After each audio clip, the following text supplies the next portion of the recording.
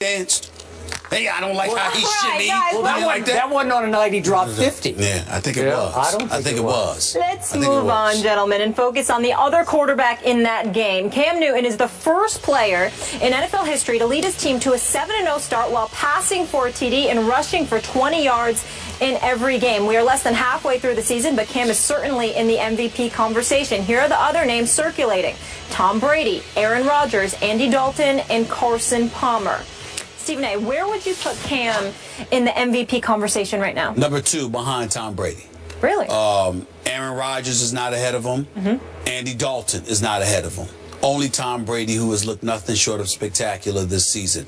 Cam Newton, one could argue, is doing more with less, and I think that was validated last night when we saw Ted Ginn drop a wide-open touchdown pass that would have ended the game. Lord, you talk about a dude that's lucky they didn't lose that game. It would have been very difficult for him to walk back in that locker room after dropping that pass. I mean, catch the damn ball, okay? That's number 1.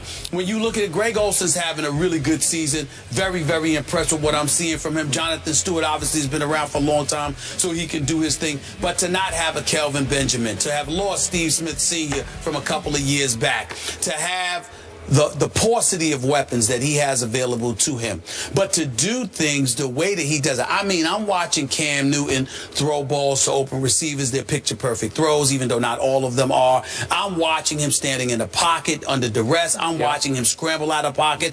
I'm watching him literally run over defenders. Run over him. He's big, he's strong, he's athletic, he's clearly the star of the team. He talks smack, he backs it up, and he instills the kind of attitude in a team that speaks of championship aspirations. And I just look at Cam Newton, and I'm incredibly impressed with him.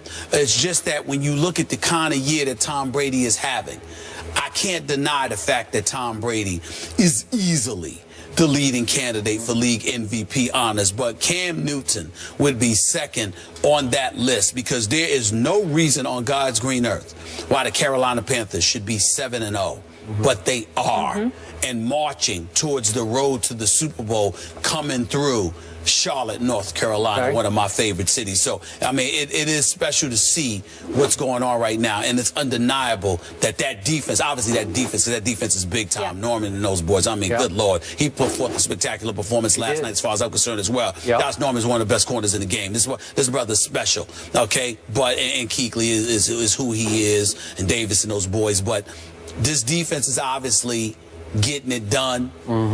But you're winning these games also because of Cam Newton. If it were not for Cam Newton, they wouldn't be 7-0. It's a miracle considering what he's working with, to be quite honest with you. I completely agree with everything you just said. I also have Cam second, but it's unfair to say Cam is second to a guy who's in another league right now, and Tom Brady. He's in another galaxy. It's like he doesn't belong in this conversation. So I'm going to boil it down to this. Cam is the MVP of the NFC right now. Is that fair to say? Okay. Over Carson Palmer, Aaron Rodgers, whose QBRs, again, scaled 0 to 100, are almost double what Cam's is right now. Cam's at 47. Carson Palmer leads the NFL at 85, and your man Aaron Rodgers is at 80. So Cam's at 47, and I'm saying he's having a better year than those two other quarterbacks whose teams are, you know, Arizona 6-2. Obviously, Green Bay has now fallen to 6-1. Listen, the degree of difficulty of what Cam is pulling off with these Panthers puts him way at the top of my NFC list. Let's forget about Tom Brady.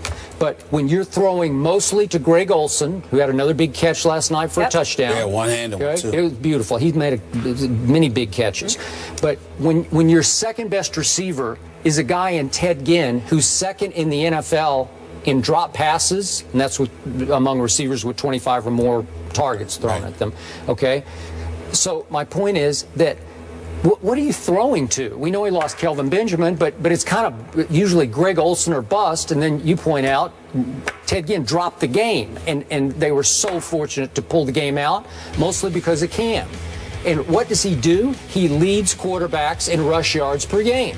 And how does he run the ball? That's what I want to talk about, is the how he runs the ball. Have you ever seen a quarterback run it like this? Like, it's not Russell Wilson, I'm going to run the spread option, or I'm going to escape and shoot over there and slide. He just runs over. He's running power like wing T, old school football.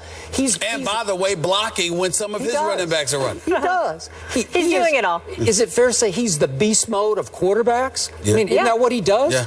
And again, my instincts, every time he takes off running like the single wing power, off tackle blast, I think, what are you doing? And then he runs through people and he jumps right up, and it doesn't seem to bother him. It's like he's built to do what he's doing. Now, is this going to shorten his career?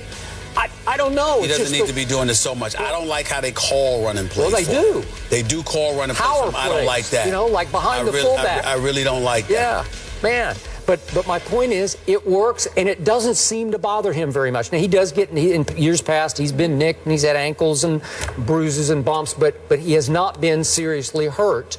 And you got to give him credit for doing so much with so little to have this team at 7-0 undefeated. So I'm here to honor him. I was very impressed with the way he played and kept his team together last night. We know their defense is really good, but is it great? Is it great? It's 10th in points allowed. Top 4 in a bunch of categories. It's not great because they're ranked 20th against the run. Yeah. You can run the football on them to some degree. Offensively speaking, they've got the 4th ranked offense in Carolina because they've got the #1 rushing attack. They're like 3rd worst, 29th overall in passing, primarily because Ted Ginn Jr. can't catch passes, for crying out loud. I mean, he's dropping passes just entirely too much, and he needs to get it together. But with that being said, also remember that one of the reasons they have an elite rushing attack is because of Cam Newton running the football. They do. He averages and by the way, they're #1 in rushing in the NFL. That's what I said. They're #1 rushing, and he's running about 40 yards a game for them. 40 yards a game. So I'm just looking at them right now, and I'm like, okay, he can continue to do this. Let's look at this schedule. You got Green Bay next. You're on the road at Tennessee, who just fired Ken Wisenhunt, by the way. You got Washington. Then you got road games at Dallas and New Orleans. So it can get real interesting because it's always tough to play against NFC South foes. But what I'm seeing from him, I'm shocked. They already have as many victories as they had all of last year.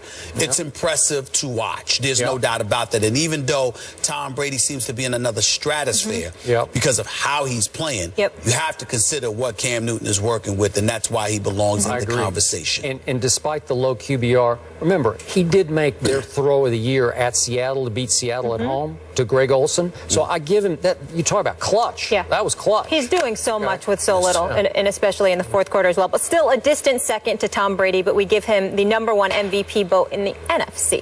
Moving on, Vernon Davis is trading in his red and gold for orange and blue. The Pro Bowl tight end is now a Bronco. Did Denver just upgrade? We'll tell you next.